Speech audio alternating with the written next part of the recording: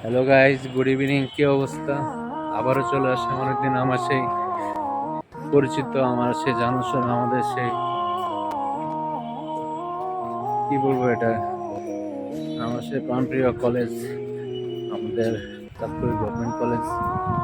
এখন দেখি সবকিছু নতুন নতুন লাগতেছে। হ্যাঁ, সবকিছু নতুন নতুন লাগছে না বাবা?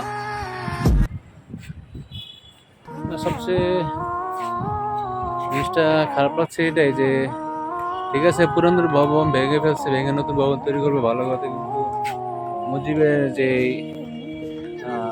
আমাদের কি বলে এটা, হ্যাঁ বাবা, মুজিবের যে স্মৃতিসৌধ ছিল সেটাও ভেঙে ফেলছে। আসলে এটা খুব আফসোস লাগতেছে।